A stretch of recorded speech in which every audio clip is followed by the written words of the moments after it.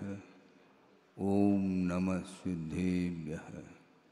मंगलम भगवान वीरो मंगलम गौतमो गणे मंगलम कुंदकुंदाद्यो जैन धर्मोस्तु मंगलम सर्वमंगलमांगल्यम सर्वकल्याणकारकं प्रधानं सर्वधर्माणां जैनम जयतु शासनम।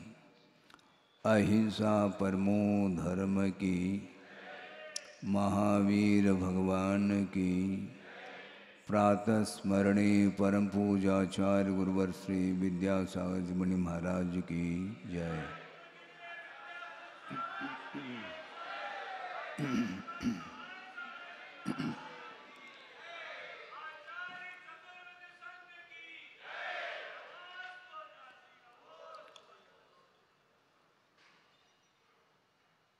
आज 10 लक्षण धर्म का उपांत दिन है।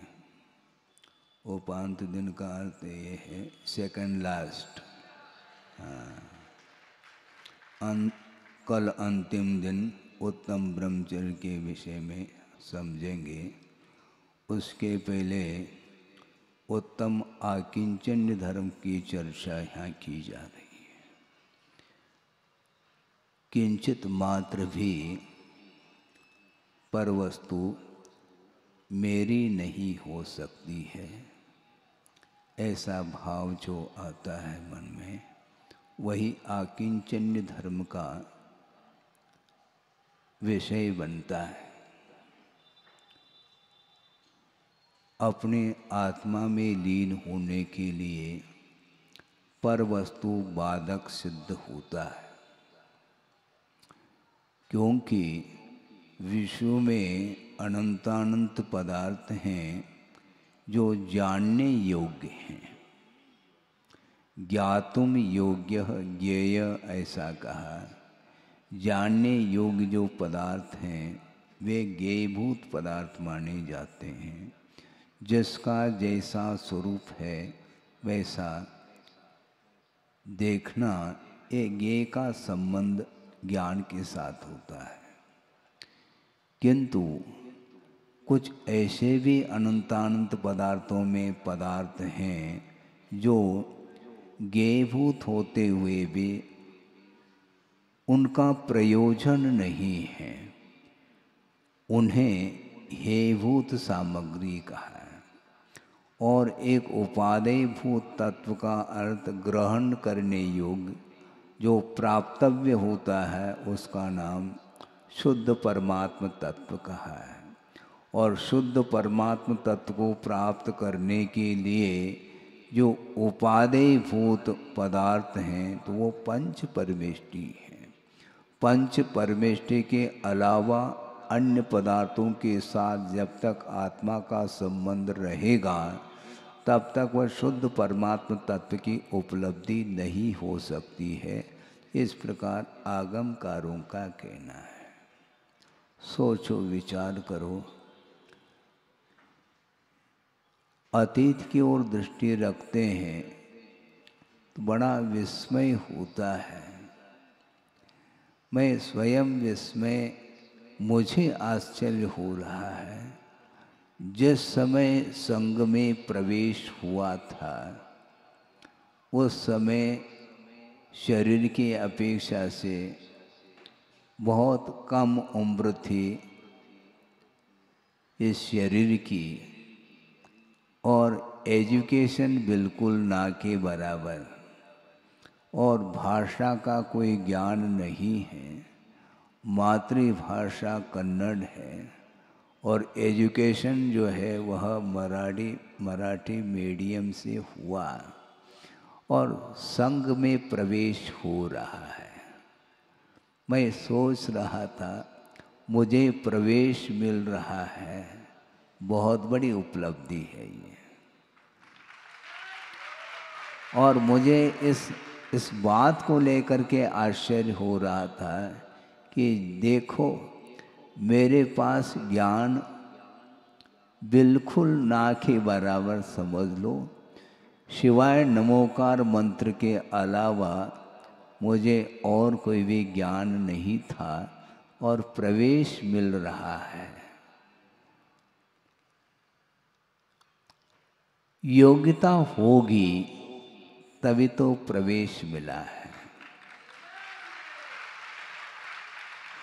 और गुरुदेव ने ही उस योग्यता को परखा होगा और उन्होंने मुझे लौटाया नहीं है।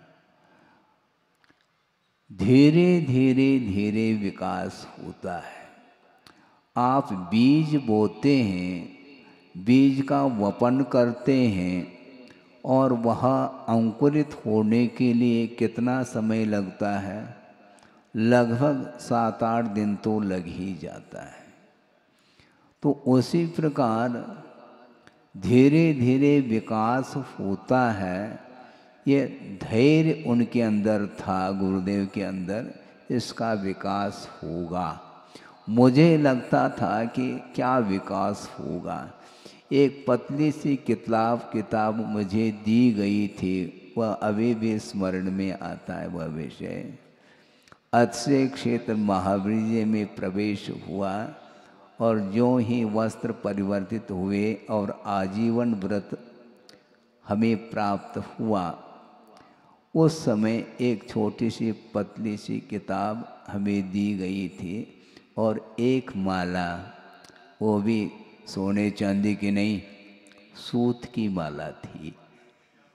हाँ, और मैं माला फिरता था और जो पतली सी किताब थी उसमें क्या विषय था? और कुछ नहीं, हिंदी में 12 भावना, दौलत राम कृत 12 भावना, राजा राणा छत्रपति, और एक प्रभु पतित पावन की विनती थी।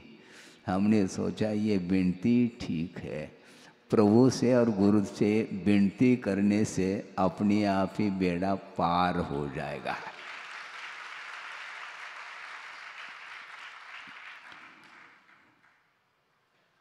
गुरुदेव का ये भाव हमेशा रहता है कि निष्ठा होनी चाहिए, आस्था होनी चाहिए।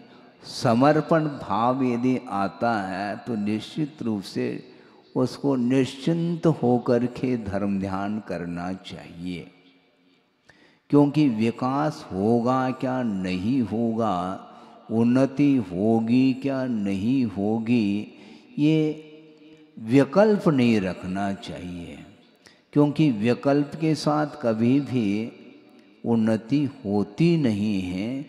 किंतु देव शास्त्र गुरु के प्रति जब विश्वास जागृत होता है तो निश्चिंत होकर के उनकी आज्ञा के अनुरूप यदि हम चलते हैं तो विकास होकर के ही रहेगा।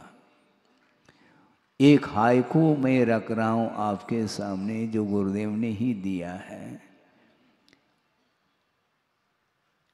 जीवनोद्देश जिनादेश पालन अनुपदेश। देखो 2 पंक्ति हैं। जीवनोद्देश जिनादेश पालन अनुपदेश। जीवन का उद्देश्य होना चाहिए एकमात्र जिनेंद्र भगवान के आदेश का पालन करने का उद्देश्य होना चाहिए। और वो भी अनुपदेश कह रहे हैं, बिना उपदेश के जिनेंद्र भगवान की आज्ञा का पालन करिएगा। जिनेंद्र भगवान ने आपको क्या आदेश दिया, क्या आज्ञा दी है? क्या राग करने के लिए भगवान ने आदेशित किया है? क्या है? बल्कि राग को छुड़ाने के लिए, राग को छोड़ने के लिए उन्होंने आज्ञा दी है। किंतु बिना उनकी आज्ञा के हम राग और द्वेष करते चले जा रहे हैं। इसलिए संसार का अंत अभी तक नहीं हो पाया है। बहुत विचित्र परिणति है संसार की। ये स्वभाव जैसा हो चुका है जबकि स्वभाव नहीं है। स्वभाव आत्मा का अथवा जीव का क्या स्वभाव है? तो आचार्य कहते हैं जानना, देखना, यही एकमात्र आत्मा का स्वभाव है। वर्णी जी हुए हैं, गणेश प्रसाद जी वर्णी। उन्होंने प्रवचन के दौरान कहा होगा, उसको गुरुदेव के मुख से भी हमने कई बार सुना। वो कहा करते थे, जानने के लिए 3 लोक है, जितना जानना चाहो जानो। जानने के लिए 3 लोक, और छोड़ने के लिए क्या? राग, द्वेष और मोह, ये 3 ही चीज छोड़ने की योग्य है। बाकी सारे पदार्थ ज्ञेयभूत पदार्थ हैं, उनको जानने का पुरुषार्थ करो। जिस पदार्थ का जैसा स्वरूप है उसको उसी रूप में जानना, यह सम्यक ज्ञान माना जाता है। पदार्थ को जानना खेल नहीं है बंधुओं। महाराज हम भी तो जानते हैं, हाँ ज्ञान आपके पास भी है, क्योंकि जानना तो आत्मा का स्वभाव है ना। किंतु वह विपरीत जानता है, वह सम्यक ज्ञान की कोटि में नहीं आ सकता। सम्यक दर्शन होने के उपरांत उसके पास सम्यक ज्ञान भी है, किंतु वह पदार्थ का ज्ञान नहीं कर पा रहा है। पर सम्यक ज्ञान भी है और जान नहीं पा रहा है। कहने का क्या तात्पर्य है? तात्पर्य है वस्तु का स्वरूप जैसा है वैसा जानते हुए भी ये मेरा है और ये तेरा है, इसके साथ जो जाना जाता है वह अध्यात्म क्षेत्र में उसको ज्ञानी की संज्ञा कुंद कुंद स्वामी ने दी नहीं है। यहाँ तक कुंद कुंद स्वामी का कहना है कि वह गणधर परमिष्टि भी क्यों ना हो। आप ध्यान से सुनिएगा, समो शरण में प्रभु विराजमान हैं और उनके चरणों में गणधर परमेष्टि विराजमान हैं, और वो भगवान की स्तुति कर रहे हैं, भगवान की वंदना कर रहे हैं। इसके उपरांत भी गणधर परमेष्टि का ये कहना है कि जब तक प्रभु की स्तुति और वंदना करते चले जाएंगे तो एकमात्र प्रवृत्ति मानी जाती। इसका अर्थ ये नहीं समझना कि इसको हम छोड़ दें। छोड़ने की बात नहीं कह रहा हूँ, कल बात कही थी हमने छोड़ने की, राग को छोड़ने की बात कही थी। जो बाहरी पदार्थ हैं जिनके साथ अपना संबंध जुड़ा हुआ है उसका परित्याग करने की बात कल कही थी। और आज भी आकिंचन्य धर्म आया है, उत्तम आकिंचन्य धर्म। बाहरी पदार्थों का परित्याग करने के उपरांत भी कुछ शेष रह सकता है। वो क्या रह सकता है, उसी को समझना है। संसार के लिए कारणभूत जो राग है वह विषयानुराग माना जाता है। विषयानुराग समाप्त होने के उपरांत बाहरी परिग्रहों का विमोचन करने के उपरांत भी उन त्यक्त पदार्थों के प्रति पुनः राग बना रह सकता है संस्कार वशात। एक शीशी है, शीशी उसमें तेल है, उसको आपने किसी दूसरे पात्र में खाली कर दिया, ठीक है। अब उसमें एक बूंद भी तेल नहीं अथवा घी नहीं है। इसके उपरांत भी अभी भी उसमें से 1 चम्मच निकल सकता है। वो कैसे निकलेगा महाराज? उसको टेढ़ा करके रखो, वह धीरे धीरे धीरे वो जो उस शीशी में अभी भी वह तेल लगा हुआ है। बहुत बड़ी शीशी है, उसमें से 1 चम्मच आ सकता है। तो वही लगा हुआ जो है ना उसको निकालना है। त्याग धर्म के दिन सब कुछ खाली तो कर दिया, किंतु अभी भी कुछ लगा हुआ रह सकता है। उसके प्रति उससे भी उसको उस 1 चम्मच में भी 1 पूड़ी तल सकती है, ध्यान रखो। इसीलिए उसको भी छोड़ने की बात की जा रही है। विषयानुराग पूर्णतः समाप्त होने के बाद भी जो धर्मानुराग है वह भी मोक्ष में बाधक है, ऐसा कहा। मोक्ष मार्ग में भले ही वह बाधक न हो, किंतु जो केवल ज्ञान को प्राप्त करना चाहता है तो उसके लिए आचार्य कहते हैं धर्मानुराग से भी अपने आप को ऊपर उठाने की बात होती है। समो शरण में बड़ा आश्चर्य लगता है, प्रभु तो विराजमान हैं, उनकी दिव्य ध्वनि खिर रही है और उसी दिव्य ध्वनि का आधार आलम्बन लेकर के गणधर परमेष्ठी हम और आपके लिए उपदेश दे रहे हैं। उनका गणधर परमेष्ठी का जो राग है हम और आपके प्रति, वह कौन सा राग है? वह धर्मानुराग माना जाता है। धर्मानुराग के बिना उपदेश हो ही नहीं सकता। और 50-55 साल तक आप लोगों के प्रति गुरुदेव का धर्मानुराग रहा है, विषयानुराग नहीं, ये ध्यान रखो। किंतु विषयों को तो छुड़ाने के लिए बार बार वो उपदेश देते हैं, किंतु आप लोगों की कल्याण की भावना को रखते हुए प्रमोद भाव रखते हैं, धर्मानुराग, इसी को वात्सल्य बोलते हैं। सम्यक दर्शन का ये अंग माना जाता है। हालांकि इसमें धर्मानुराग विद्यमान है, वह केवल ज्ञान के लिए बाधक हो सकता है, किंतु जिनके अंदर अभी केवल ज्ञान को प्राप्त करने की क्षमता जागृत नहीं हो पा रही है, तो उसके लिए धर्मानुराग उसके प्रति रखने से वह उत्साहित हो करके धर्म की आराधना करने के लिए कटिबद्ध हो सकता है। तो आज उत्तम आकिंचन का धर्म है। कुंद कुंद स्वामी कह रहे हैं, सोचो, कुंद कुंद स्वामी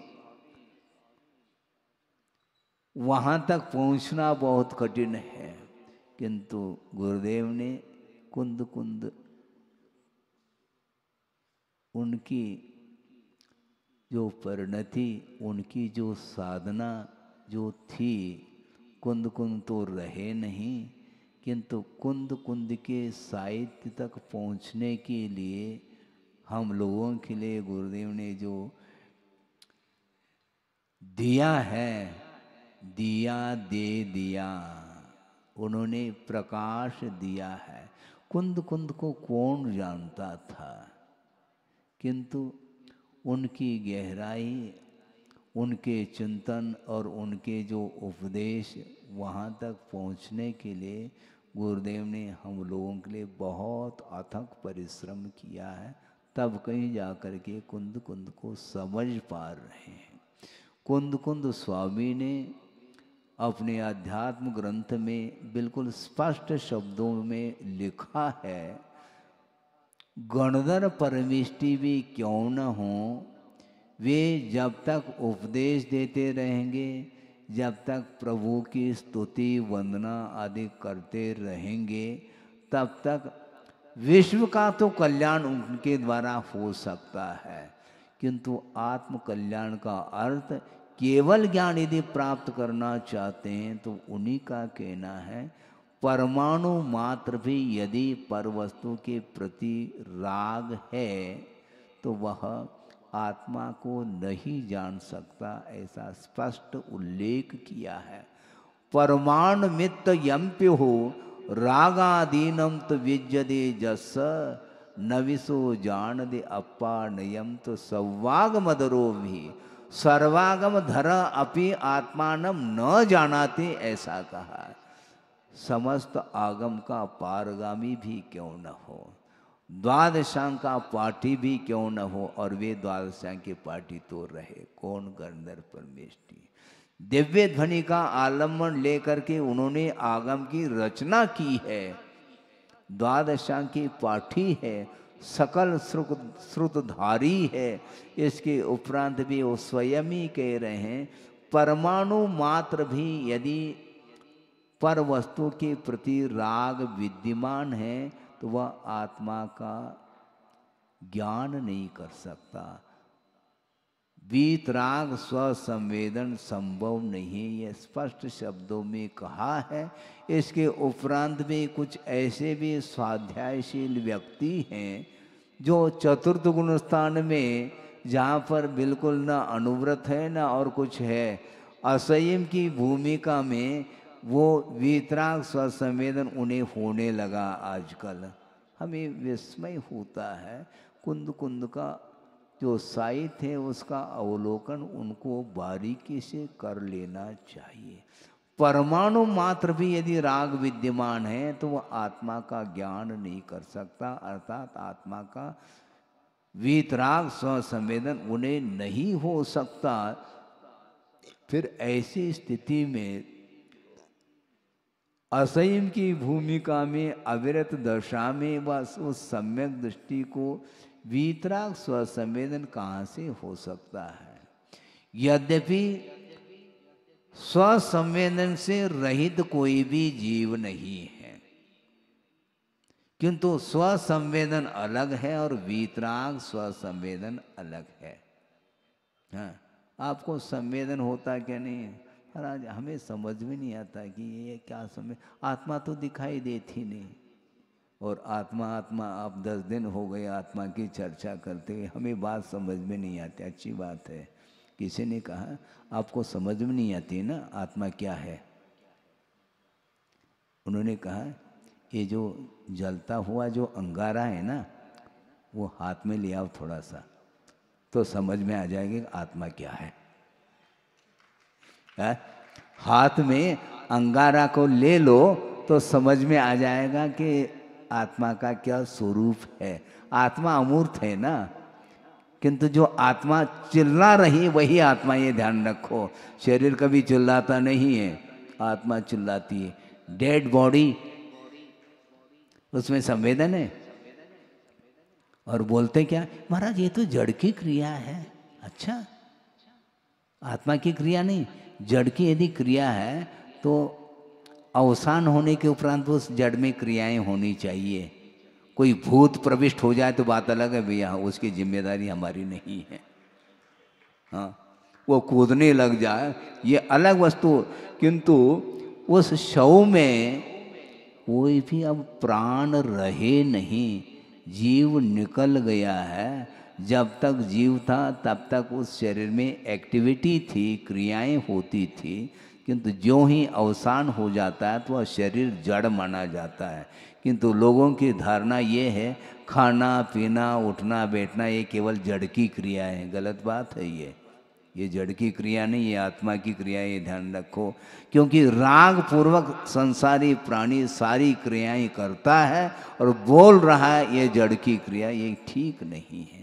ये यूँ कहना चाहिए कि स्वाध्याय जो है ना अजीर्ण हो रहा है। स्वाध्याय का स्वाध्याय करो,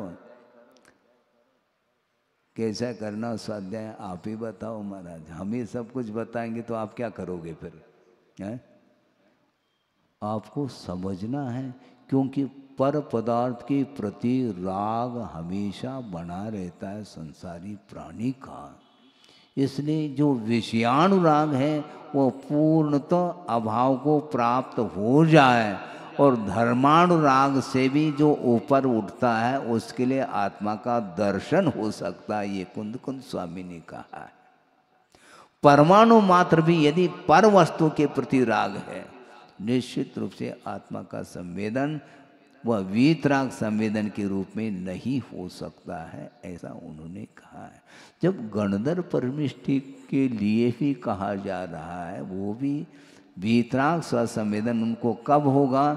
उपदेश बंद करें, उपदेश बंद करें, भगवान की स्तुति भगवान की वंदना, ये जितने भी प्रवृत्ति हैं ये धर्मानुराग को लेकर के प्रवृत्ति होती हैं। इन धर्मानुराग से भी जब ऊपर उठता है तो एक अंतर मुहूर्त के अंदर केवल ज्ञान वह प्राप्त कर लेता है। आप क्या प्राप्त करेंगे? कल नहीं परसों गाड़ियों के मुख किधर है? किधर है? इधर नहीं है, घर की ओर मुख किया है। जाना है क्योंकि संकल्प है, रिटर्न टिकट भी लेकर के आए साथ में। मतलब निश्चिंत होकर के आप धर्म की आराधना तक नहीं कर पा रहे, जाने का विकल्प है साथ में। ये होता यही है, ये संकल्प और विकल्प के कारण ही संसार बन रहा है। कहाँ तो आगम में धर्मानुराग भी केवल ज्ञान के लिए बाधा उत्पन्न कर देता है, तो विषयानुराग तो बिल्कुल बाधक सिद्ध हो जाता है। बहुत कठिन काम है ये, कठिन है इसलिए अभी तक जिस कार्य को हमने नहीं किया है वह सरल कैसा हो सकता है।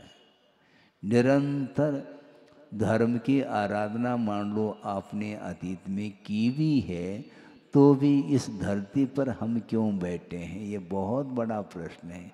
ये बार बार यह हमारी दृष्टि उस ओर जाती है, बड़ा विस्मय होता है। हम सब कुछ जान रहे हैं। एक व्यक्ति आए, उन्होंने कहा कि महाराज हमें आपको कम से कम 41 साल हो गए होंगे, आपके बाजोटे पर वही ग्रंथ देखने को मिलते हैं, अभी भी आप वो ग्रंथ पूर्ण नहीं कर पाए क्या 40 साल में? आपको क्या हो गया? वही ग्रंथ रखे रहते हैं, समय सार है, ज्ञानार्णव है, गोमठ सार है, आदि आदि, अभी कौन सा सार बाकी रहा? ऐसा उनका कहना था। ठीक है, वाकई में ठीक है। उनके लिए हमने उत्तर ये दिया कि देखो ये जितने भी ग्रंथ हैं उसको एक बार पढ़ लो, 2 बार पढ़ लो, सारा सारा ज्ञान हो सकता है, इसमें कोई बाधा नहीं। किंतु इन ग्रंथों को हम बंद करके यदि फ्री बैठ जाएं तो हमारा जो उपयोग है वो उधर ही जाता जहाँ नहीं जाना चाहिए। इसलिए निरंतर हमारा उपयोग, हमारा मन केंद्रित रहे जिनवाणी में, इसलिए बार बार अनुप्रेक्षा की जाती है। पुनर्चिंतनम अनुप्रेक्षा, बार बार उसी को रिपीट करना है। महाराज आनंद नहीं आता, ठीक है नहीं आता तो तुम जानो, हमें तो उसी में आनंद आता है। बार बार वस्तु तत्व का स्वरूप हम चिंतन करते रहेंगे तो हमारा उपयोग विषयों से ऊपर उठ सकता है। बहुत कठिन काम है, उसमें उबना नहीं चाहिए। हमें बात समझ में नहीं आती, आप बार बार कहते हो कि महाराज कल भी तो वही बात कही थी, उसी को आज पुनः प्रकारांतर से उसी विषय को आप रख रहे हैं, हमारा मन नहीं लगता, हम ऊब जाते हैं। अच्छा, और आप प्रतिदिन जो ना जो दाल भात खा रहे हैं उसमें ऊब नहीं रहे हैं आप, जय हो बोल रहे हैं वो यही तो समस्या है। प्रतिदिन वही रोटी, वही दाल, वही भात, वही सब्जी, सब कुछ है, उसमें आपका मन ऊब नहीं रहा है, बोरियत का अनुभव नहीं करते आप, और बोरी की बोरी खा जाते हैं फिर भी बोरियत का अनुभव नहीं। समस्या है, बहुत बड़ी समस्या खड़ी हो गई। अभी तक जीवन भर में कितनी बोरी चावल है, कितनी बोरी गेहूं है और चीनी है, हिसाब है क्या उसका? महाराज उसका हिसाब नहीं रखते हम। खाने पीने का हिसाब नहीं रखते, किसने किससे कितना लेना कितना देना ये तो हिसाब रखते हैं, किंतु खाने पीने के बारे में हम हिसाब नहीं रखते, बेहिसाब खाते रहते हैं। लेकिन फिर भी बोरियत का अनुभव नहीं करते, बोरी की बोरी खा गए फिर भी बोरियत नहीं। और इधर प्रवचन सुनते समय महाराज हमारा मन नहीं लगता, कुछ ऐसा कुछ बोलो आप जैसे हमारा मन लगे। भैया आपके अनुरूप तो हम नहीं बोल पाएंगे, क्योंकि बिना मनोरंजन किए आपका मन लगता ही नहीं। किंतु जो निरंजन, जो आत्म तत्व है उसको प्राप्त करना चाहो तो मनोरंजन से आप ऊपर उठिएगा। हाँ, जब मनोरंजन की बात आती है तो टाली के ऊपर टाली, और जब सिद्धांत की बात आती है तो उस समय नींद। ये सब क्या है? टाली नहीं बजाओ, बहुत बचा लिया आपने, 10 दिन हो गए हैं। तो इसलिए कुंदकुंद स्वामी का ये कहना है, सर्वागम धर अपि आत्मानम न जानाति, कह रहे हैं। द्वादशांग की पार्टी, द्वादशांग की रचना उन्होंने ही की है, और उन्हें वीतराग स्वसंवेदन तब तक नहीं होगा जब तक ये सत विकल्प बने रहेंगे। असत विकल्प तो संसार के लिए कारण है, किंतु सत विकल्प भी ये धर्मानुराग होने के कारण वो भी हमारे लिए केवल ज्ञान को प्राप्त करने के लिए व्यवधान उपस्थित करता है। इस प्रकार कुंद कुंद स्वामी का कहना है। इसलिए गुरुदेव ने भी कई बार श्रवणों के लिए कहा कि देखो ये शुभोपयोगात्मक जो प्रवृत्ति है, जिसको धर्मानुराग की संज्ञा दी जा रही है, इसके लिए गुरुदेव ने क्या कहा था, आपके लिए नहीं कह रहा हूँ, श्रमणों के लिए कहा था, ये धर्मानुराग जो है ये ज्वार बाजरा का व्यापार है। सुन रहे हैं आप? हाँ हो, ज्वार बाजरा का व्यापार, ऐसा उन्होंने कहा। फिर इस धर्मानुराग के लिए कहा, और धर्मानुराग से यदि ऊपर उठेगा तो वो कौन सा व्यापार है? वह ज्वारत का व्यापार, ज्वार का नहीं, जौहरत, माणिक मोती हीरा इत्यादि का जो व्यापार करता है, उसके लिए साल भर में मान लो एक आदि कोई ग्राहक आ जाए तो करोड़ों अरबों रुपए का व्यापार उनका हो जाता है। उसी प्रकार जो शुद्धोपयोग की ओर दृष्टि जिस श्रवण की जाती है, वो बहुत जल्दी केवल ज्ञान के सन्निकट पहुंच जाता है, खेल नहीं है। क्योंकि परिग्रह जो है ना समस्त अनर्थों का मूल है, ऐसा कहा है। संग, संघ नहीं, संग, संग का अर्थ परिग्रह है। और उसके लिए कहा आचार्यों ने, संग एव मत सूत्रे निशेषानर्थ मंदिरम ये ना संतोपि सूयन्ते रागाद्या रेपवक्षणे, ऐसा कहा। संग अर्थात परिग्रह ही समस्त अनर्थों का मंदिर अर्थात घर है, ऐसा कहाँ पर कहा है? सूत्रे अर्थात आगम में कहा गया है। क्यों?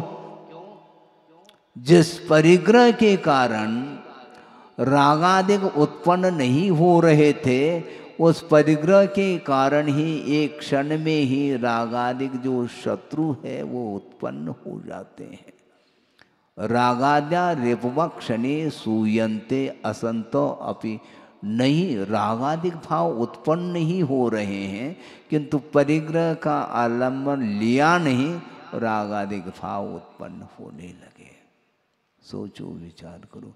इसलिए परिग्रह जो है ना, ये संग अर्थात आसक्ति जो तृष्णा है, वह हमारे लिए अभिशाप शुद्ध हो रहा है। जो कुछ भी आप लोगों ने संग अर्थात परिग्रह का संचय किया है, उसका कुछ परसेंटेज आप अपने लिए उपयोग करो, और बाकी सब कुछ कहाँ?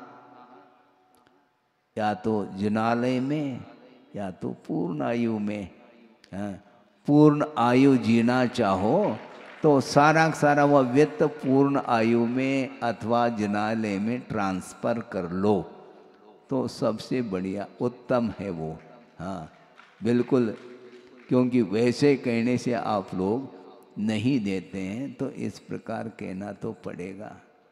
क्योंकि जो राग के साथ जिसका संकलन किया है, संग्रह किया है, उसके प्रति यदि आसक्ति बनी रहेगी तो वह राग जो है ना, वह अधोगति तक ले जाने में कारण बनता है। आप पढ़ कर के आए कहाँ? तत्पर सूत्र में।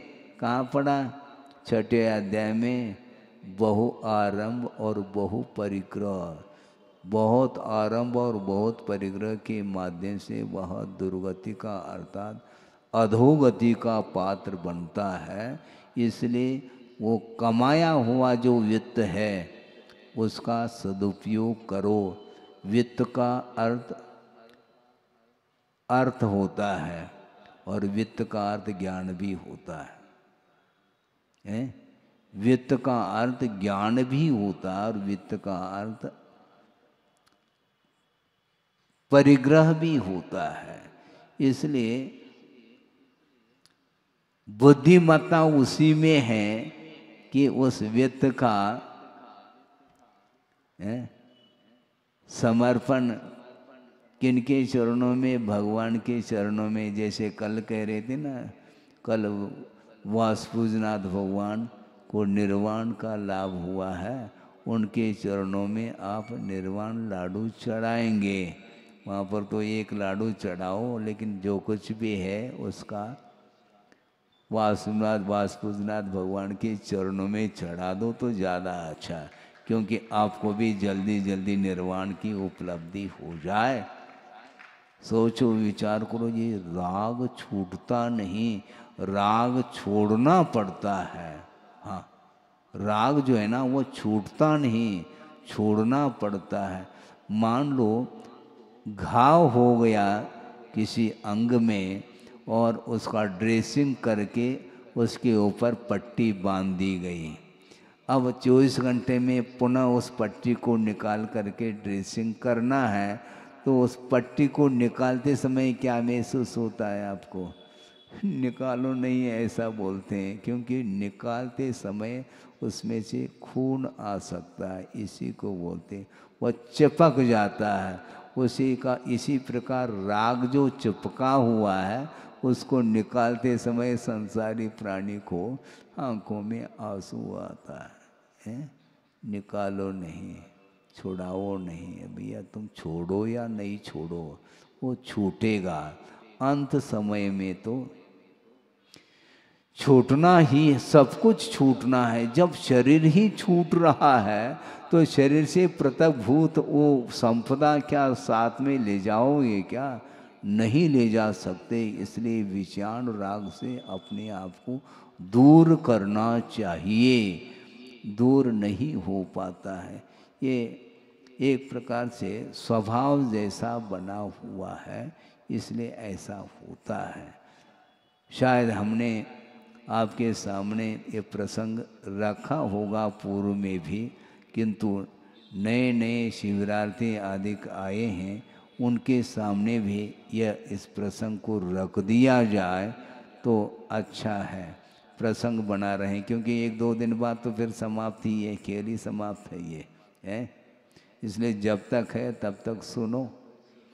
एक प्रसंग है,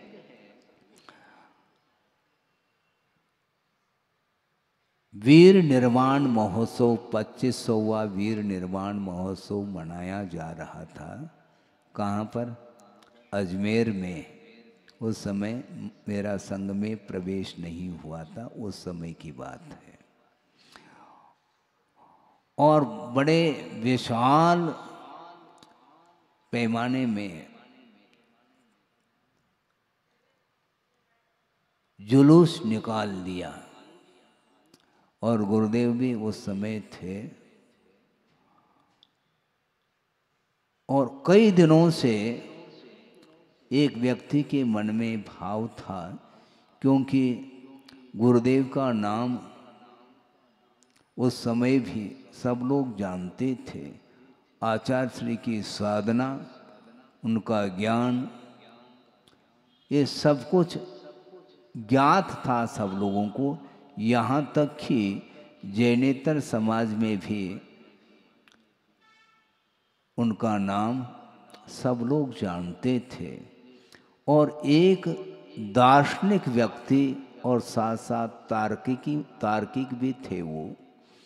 उनके मन में बार बार ये भाव आ रहा था कि आचार्य विद्यासागर जी महाराज कोई महान संत हैं जिनका दर्शन हमने अभी तक नहीं किया, एक बार दर्शन तो कर लूं, इस प्रकार उनके मन में भाव था।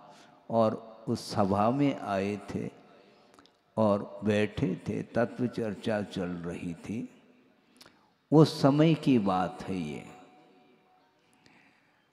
उन्होंने ये कहा कि महाराज, ये हमारा बहुत बड़ा सौभाग्य है, ये पुण्य का अवसर समझता हूँ मैं अपने आप के लिए, कि आपके दर्शन हो गए, मैं कृतकृत्य हो गया।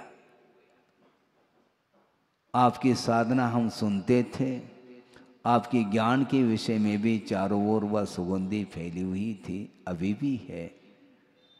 किंतु दर्शन का मौका नहीं मिल रहा था और आज आपके चरण वंदना का अवसर हमें प्राप्त हुआ। लेकिन लेकिन आ गई, लेकिन में सब समाप्त होता है। बहुत बड़ी विचित्र दशा है, क्योंकि वह दार्शनिक थे और तार्किक थे।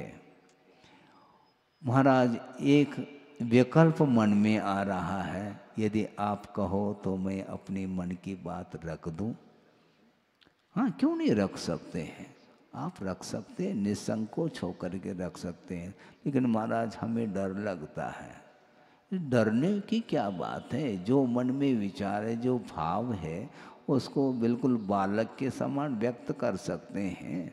और कुछ मान लो, कुछ समझने की चीज़ हो तो मैं समझ भी लूँगा, उसको क्या बात हो गई।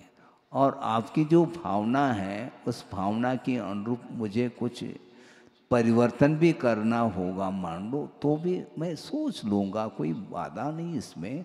आप निसंकोच होकर के कहिए। महाराज, फिर भी मन में विकल्प आता है, डर लगता है, कैसे कहूँ। सुनो, आपको कहना है तो बिल्कुल शांति के साथ कहिए। फिर उन्होंने कहा कि महाराज, एक मन में विकल्प बार बार खटक रहा है। वो क्या है? वो ये है महाराज, क्योंकि आप साधक हैं, हम तो साधक है ही नहीं। आप वीतरागी हैं और हम तो वीतरागी है ही नहीं, हम तो रागी हैं। और आप समाज के बीच में आते हैं, जाते हैं, महिला वर्ग भी हैं, सभी लोग रहते हैं, इसलिए मन में एक भाव आ रहा है। यदि आप कहें तो कह दूं? कह दो भैया, कितनी बार कहलवाओगे। महाराज, मन में एक भाव आ रहा है, आप क्षमा करना, कि एक लंगोट आप यदि धारण करते तो अच्छा होता है। तो आचार्य महाराज ने सोचा, शांति रखो, थोड़ा धैर्य रखो, समय पर इसका उत्तर तुम्हें मिल जाएगा। और उस 25वां जो निर्वाण महोत्सव मनाया जा रहा था, काफ़ी जनता एकत्रित हुई थी, गैदरिंग बहुत, चारों ओर लोग ही लोग दिखाई दे रहे थे। उस समय लोकार्पण के लिए एक किताब जो प्रिंट हो चुकी थी, प्रकाशित हो चुकी थी, वह विमोचन करने के लिए कुछ विद्वान लोग आए और उन्होंने कहा कि महाराज, इस किताब का विमोचन करना चाहते हैं आदि। तो विमोचन किया गया और गुरुदेव के सामने उस किताब को रखा। महाराज, इसमें महावीर भगवान का भी तस्वीर है और उनके जीवन वृत्ति के बारे में भी इसमें लेख अधिक हैं, आप देखिएगा। तो गुरुदेव ने वहीं मंच पर बैठे बैठे खोल करके देखा और उन्होंने कहा, इसमें महावीर भगवान का तो तस्वीर दिखाई नहीं दे रहा है। नहीं महाराज, वो लास्ट में है उसमें। हाँ, देख तो लिया हमने, महावीर भगवान हमें दिखाई नहीं पड़ रहे हैं, क्योंकि महावीर भगवान दिगंबर होते हैं। महाराज, ये दिगंबर ही तो है। तो उन्होंने कहा कि देखो, सबका चेहरा दिगंबर हो सकता है, लेकिन चेहरे मात्र से दिगंबर होने से हम उसको दिगंबर के रूप में नहीं कह सकते। इसलिए नहीं कह सकते, वह तस्वीर महावीर भगवान का था, किंतु दिगंबरत्व छिप गया था। एक वृक्ष की टहनी वहाँ पर दर्शाई गई थी, जिसके ओट में वह दिगंबरत्व छिपा हुआ था। इसलिए गुरुदेव ने कहा, ये वीतरागी मुद्रा, ये वीतराग मुद्रा नहीं, ये वस्तुतः आवरण कई प्रकार के हो सकते हैं। आप लोग वस्त्र पहन करके बैठे हैं, किंतु टहनी जो दर्शाई गई है उसमें, वो भी तो एक आवरणी तो है, दिगंबरत्व उसमें छुपा हुआ है, इसलिए हम इसको पसंद नहीं करते, ऐसा उन्होंने कहा। सोचो, विचार करो। इसके उपरांत वो जो विद्वान बैठे थे दार्शनिक, उनके लिए कहा, आपने बहुत अच्छा सोचा है, मेरे लिए आपने सलाह दे दी, हाँ, बिना पूछे, क्यों बिना पूछे सलाह देने की आदत है। भारत की ये स्थिति है, भारत में हर व्यक्ति जो है ना सलाह देता है बिना पूछे। और उन्होंने सलाह दी थी आपको कम से कम एक लंगोट धारण करना चाहिए। हाँ, इसका उत्तर मैं दे रहा हूँ आपके लिए। गुरुदेव ने ये कहा कि आपने अच्छा सोचा है, किंतु महावीर भगवान का जो सिद्धांत है वह अपरिग्रह सिद्धांत है। जितना कम से कम परिग्रह समाप्त हो, कम से कम परिग्रह रहे तो भी अच्छा है। और दूसरी बात यह है कि ये लंगोट में जो कपड़ा ज़्यादा लग रहा है, इससे कम कपड़े में काम चल सकता है। वो क्या है? गुरुदेव ने ये कहा, ये जो हरी पट्टी है 4 अंगुल की, उसको आंख के ऊपर आप रख लें तो ज़्यादा अच्छा है। क्योंकि हरी पट्टी इसलिए कह रहे हैं क्योंकि उसके माध्यम से आंख की ज्योति भी और बढ़ सकती है।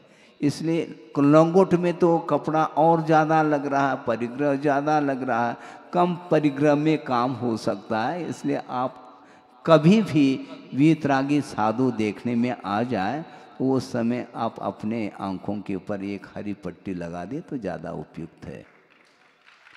तो उन्होंने हाथ जोड़ दिया, महाराज अब इससे मैं कभी भी इस प्रकार भाव नहीं रखूँगा, किंतु हम तो रागी ठहरे इसलिए मन में बार बार इस प्रकार के भाव आ रहा था।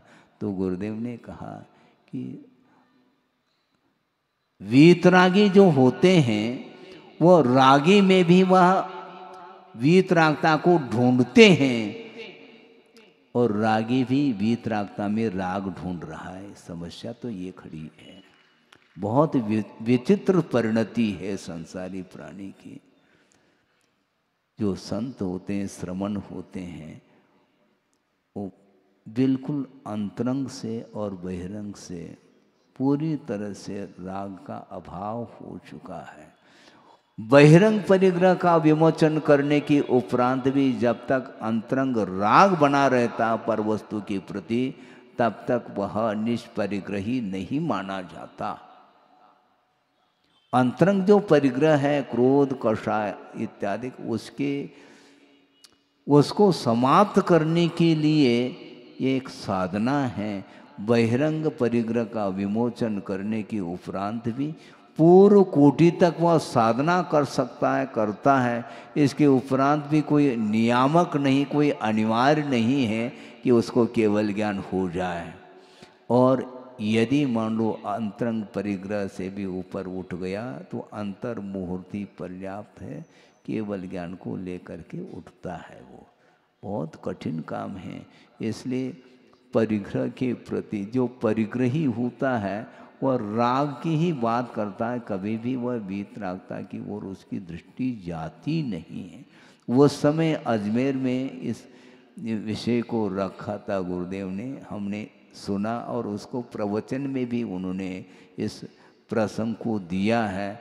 उसको हमने पढ़ा कई बार, हमने सोचा ये प्रसंग है, ये आकिंचन्य धर्म के ऊपर ये इस विषय को रखना बहुत आवश्यक है। सोचो, विचार करो, राग छूटता नहीं। ये राग आग दहे सदा कहना तो बहुत सरल है। चढ़ाला का पाठ आप प्रतिदिन पढ़ो, प्रतिदिन समय सार का भी पाठ पढ़ो, ये पाठ ही तो कहलाएगा। किंतु करना क्या है, प्रयोग क्या है? प्रयोगात्मक ये धर्म है। पढ़ने का निषेध नहीं, तत्व चर्चा का निषेध नहीं। तत्व चर्चा तो देव फरिया में 33 सागर तक तत्व चर्चा की गई है। इसके उपरांत भी राग से वह ऊपर नहीं उठ पा रहा है, असंयम दशा में है वो।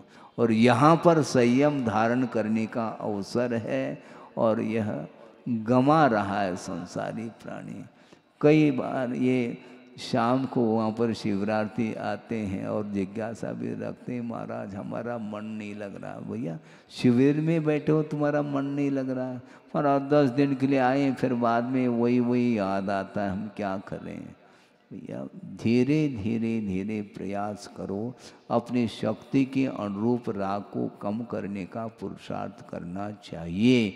ये एक साथ यदि नहीं होता है तो घबराने की कोई आवश्यकता नहीं, क्योंकि श्रावक जो गृहस्थ होता है उसकी भूमिका में भी बहुत कुछ कार्य वह कर सकता है।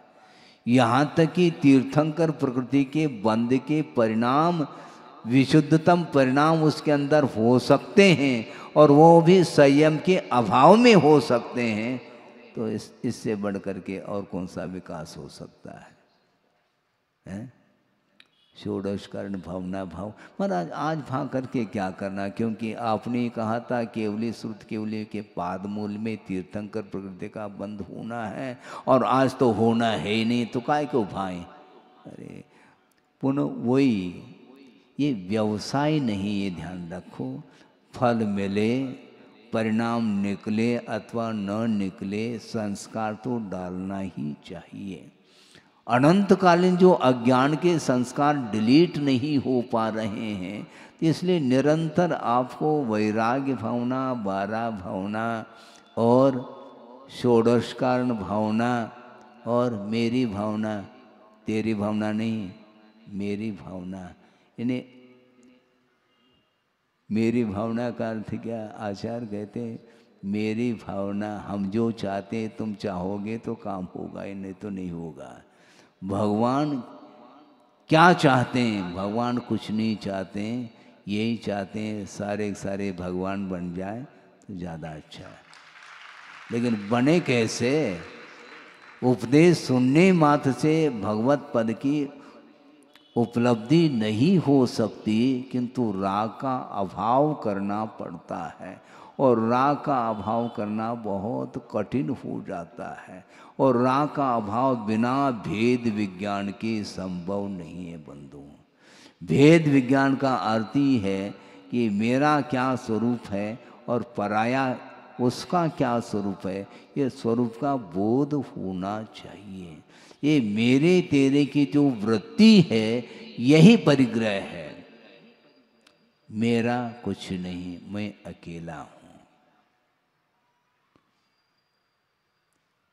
अहमिको खलु शुद्धो दंसन नान मयिवो सदा रूवी नवि अत्य मध्य किंचवी अन्नम परमाण मित्तम्पि। परमाणु मात्र भी मेरा पर वस्तु है ही नहीं, इस प्रकार विचारने में आना चाहिए।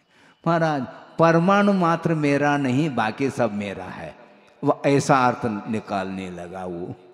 ये हमेशा संसारी प्राणी कुछ न कुछ वह अर्थ अपने मन के अनुरूप निकालता है, जबकि आगमकार ये कह रहा परमाणु मात्र भी पर वस्तु मेरी नहीं हो सकती है। तो ये मेरा कहाँ है, किसके लिए है? ये शरीर भी जब मेरा नहीं तो पर वस्तु के साथ संबंध मेरा नहीं हो सकता। निरंतर इस प्रकार जो चिंतन करेगा तभी कहीं जा कर के वह उसके प्रति जो अटैचमेंट है वह कम होता जा सकता है, नहीं तो नहीं है। ये भ्रांति है वस्तुतः। पूरा विश्व भी भेद विज्ञान के अभाव में भ्रांति में चल रहा है। पूरा संसार भ्रांति में चल रहा है, क्योंकि भेद विज्ञान उसको नहीं हो रहा है। इसलिए एक प्रसंग आपके सामने छोटा सा रख करके इस विषय को पूर्ण कर रहा हूँ। एक व्यक्ति है और वह कहाँ जा रहा है? कहीं व्यापार के हेतु जा रहा है, किंतु वाहन के द्वारा वह यात्रा नहीं कर रहा है और पैदल यात्रा है, किंतु वह एक सारथवाह है। 100 ऊंट का एक काफिला ले करके चल रहा है। पैदल चल रहा है, चलते चलते चलते रात हो जाती है, तो वह विश्राम करने के लिए एक स्थान चुनता है। और उसने सोचा तो मेरे लिए तो उपयुक्त स्थान है, किंतु 100 ऊँट हैं, उनको बांधना भी तो है, क्योंकि रात भर कैसे बंधे रहेंगे वो। और वो बांधना प्रारंभ करता है और एक एक करके 99 तक ऊँट बंध गए। खूंटी गाड़ता है और रस्सी से उसको बांध लेता है ऊँट को, सारे सारे बंध गए। अब एक ऊँट को बांधना है और खूंटी और रस्सी नहीं है। समस्या खड़ी हो गई, क्योंकि ऊँट है भी या खाली छोड़ दें तो क्या होगा। तुमने सोचा कि किसी के पास पूछा कि खूंटी है क्या, रस्सी यहाँ पर मिलेगी?